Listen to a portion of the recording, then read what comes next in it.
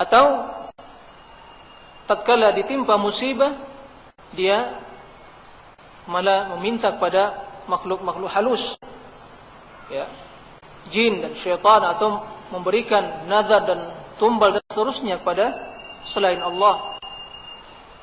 Atau sebagian bila ingin pindah rumah, menempati rumah yang baru, maka dilakukan dulu kegiatan sesajian, ya, ritual sesajian, ya, untuk menyelamatkan daerah yang ada sekitar rumah tersebut agar tidak diganggu oleh jin dan atau makhluk halus, atau keyakinan-keyakinan jahiliyah yang banyak sekali.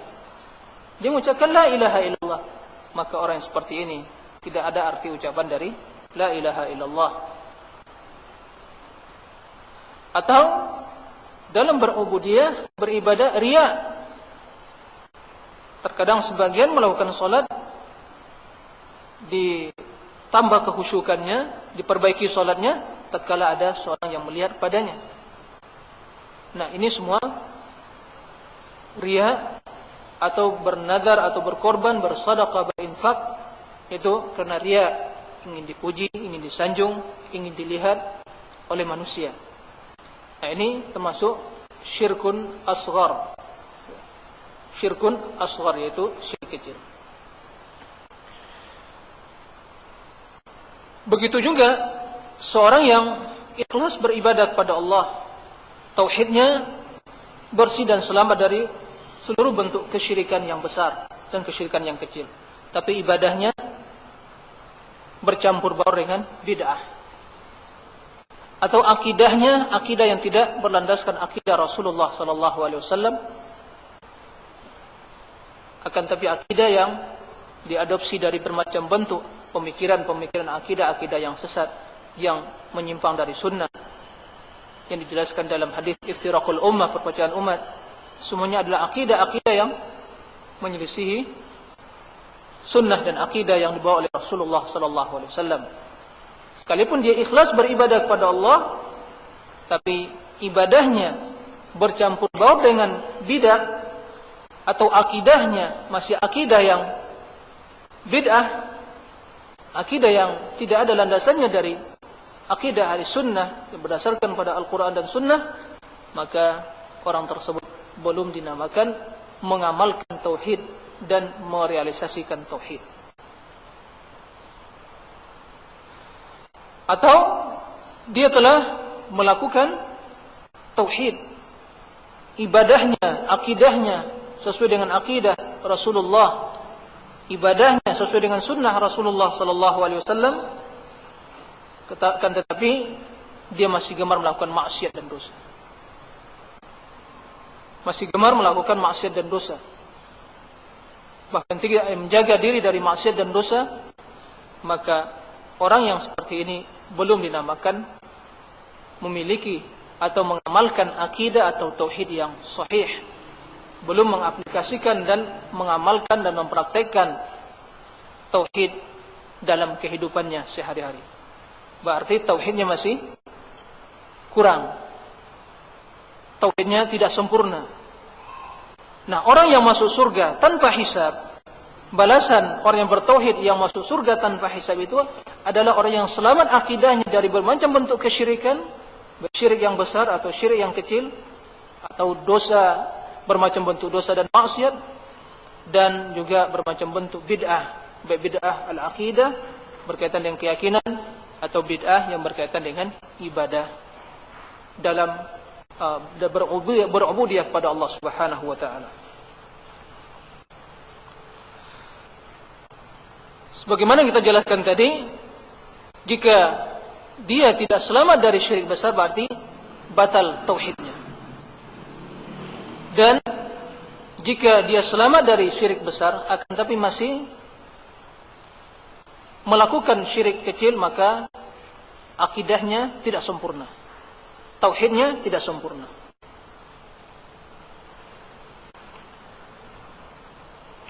Adapun bid'ah yang menyelisihi as-sunnah dalam bentuk akidah dan amalan, itu akan mengotori kesempurnaan akidah tadi, akan mengotori kesempurnaan akidah seorang, begitu juga maksiat. Jadi di sini ada 3 perkara yang harus diperhatikan. Pertama, kesyirikan. Dan kesyirikan tersebut, jika syirik yang besar, itu akan membatalkan, menghapus akidah seseorang. Kalau syiriknya syirik yang kecil, itu akan mengurangi kesempurnaan tauhid tersebut. Adapun bid'ah dan maksiat itu akan mengotori akidah dan tauhid seseorang. Akan mengotori akan merusak akidah dan mengotori akidah seorang dan tauhidnya. Nah, orang yang bertauhid, yang betul-betul mengamalkan tauhid, yang memiliki tauhid, sebut tauhid ayyul ikhwah, bukan sekadar maklumat, bukan sekadar teori.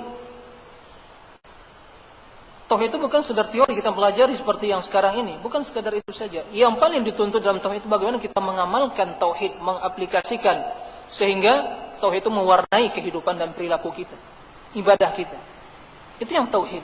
Makanya kita katakan seorang yang punya tauhid yang sahih, punya akidah yang sahih, akan mempunyai ibadah yang sahih, akan mewarnai perilaku dan akhlaknya, dan dia akan jauh dari bermacam bentuk maksiat dan dosa. Itulah yang dimaksud dengan at-tauhid. Itu yang dituntut dengan keilmuan tentang tauhid. Jadi bukan sekadar mempelajari secara teoritis saja, tidak. Sebab banyak orang yang memahami tauhid berbagi pada 3 macam. Makna tauhid ini, dalilnya, tapi dalam pengamalannya masih sangat jauh dari makna yang atau keinginan Allah dan Rasulnya. Oleh karena itu, tatkala kita membahas tentang makna mengaplikasikan tauhid dalam hidup kita, maka 3 perkara yang harus diperhatikan.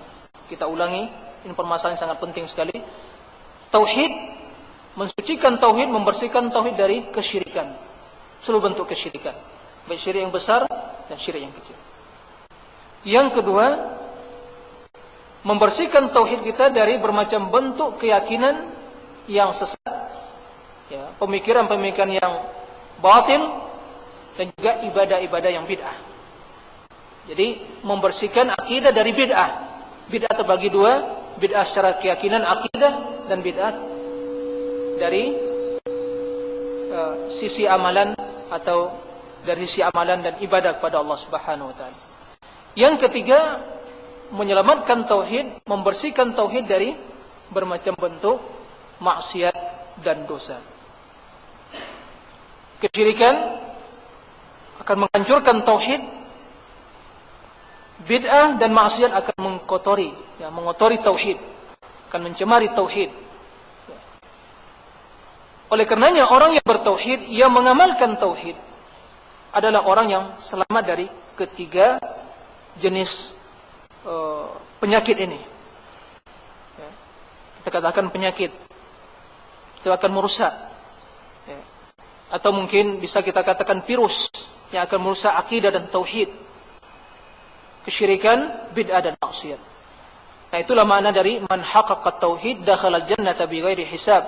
Orang yang mengamalkan dan memahami tauhid sebagai yang kita jelaskan tadi dan mengamalkan dalam kehidupan sehari-hari, maka orang yang seperti itu balasannya adalah masuk surga tanpa hisab, masuk surga tanpa hisab.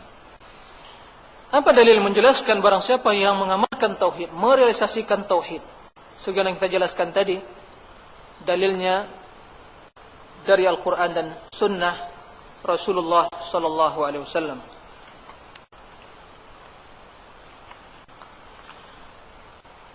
Qala Allah Ta'ala tentang Nabi Ibrahim, qala inna Ibrahima kana ummatan qanitan lillahi hanifa wa lam yakum minal musyrikin.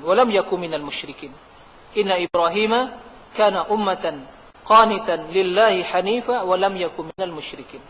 Dalam surah An-Nahl ayat 120. Kata Allah Subhanahu wa taala, sesungguhnya Nabi Ibrahim kana ummah, adalah seorang umat. Nabi Ibrahim satu orang. Kan tapi kenapa dinamakan dengan umat? Umat itu kan terdiri dari jumlah yang manusia yang banyak umat. Tapi kenapa Nabi Ibrahim dikatakan dengan ummah? Ini menjelaskan pada kita kedudukan Nabiullah Ibrahim alaihissalam. Menjelaskan kepada kita bahwasanya beliau adalah seorang nabi yang menjadi panutan dan suri tauladan dalam seluruh kebaikan. Dalam seluruh kebaikan. Maka sekalipun dia sendiri, tapi dia telah mewakili manusia secara keseluruhan dalam keistiqomaannya, dalam kebaikannya, dalam panutan dan suri tauladan. Ini tentu kemuliaan yang sangat tinggi yang diperoleh oleh Nabiullah Ibrahim alaihissalam. Jadi kana ummah. Dan ini menjelaskan kepada kita bahwasanya yang menjadi ibrah, yang menjadi landasan dan barometer untuk mengukur kebaikan seorang bukan banyaknya suatu jemaah atau golongan tadi, tidak. Tapi seorang akan melebihi seluruh jemaah atau manusia yang ada di permukaan bumi ini bila ia menjadi seorang apa? Uswah, qudwah, suri tauladan dalam kebaikan. Sehingga mewakili seluruh kebaikan yang ada pada manusia selainnya. Jadi kana ummah. Ini yang pertama, karakter dan sifat Nabiullah Ibrahim. Kana ummah. Kemudian kata Allah Subhanahu wa taala, qanitan lillah. Apa arti qanitan lillah? Itu mudawiman ala taatillah. Senantiasa, continue dan istiqamah, selalu berada dalam ketaatan kepada Allah. Dia selalu melaksanakan ubudiyah dan ketaatan kepada Allah Subhanahu wa taala, tidak bosan-bosannya. Tidak pernah futur, tidak pernah bosan dalam melaksanakan ubudiyah kepada Allah Subhanahu wa taala. Sebab amalan yang dicintai Allah Subhanahu wa taala, amalan yang seorang terus continue melakukan amalan tersebut sekalipun amalannya sedikit. Ya, sekalipun amalannya sedikit. Jadi khairul a'mali ila Allah adwamuha wa in qal. Seperti kata Rasulullah SAW, atau kama qala sallallahu alaihi wasallam, amalan yang dicintai oleh Allah Subhanahu wa taala adalah amalan yang terus continue dilakukan, mudawamah, sekalipun sedikit. Nabiullah Ibrahim di antara karakter sifat beliau adalah qanitan lillah. Al-qunut dalam bahasa Arab itu mudawim ala taatillah. Orang yang selalu berjalan di atas ketaatan kepada Allah.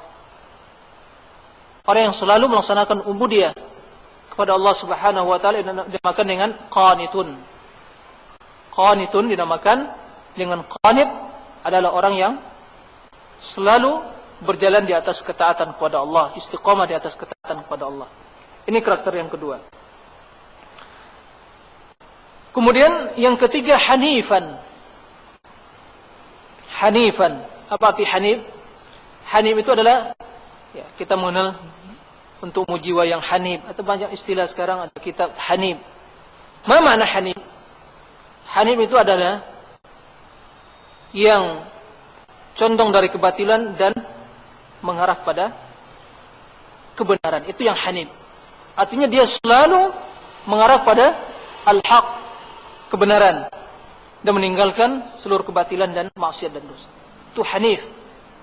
Itu jiwa yang hanif, jiwa yang lurus, jiwa yang bersih, jiwa yang selalu mengarah pada kebenaran at-tauhid dan meninggalkan segala bentuk penyimpangan dan maksiat dan dosa dalam agama ini. Ini karakter yang ketiga.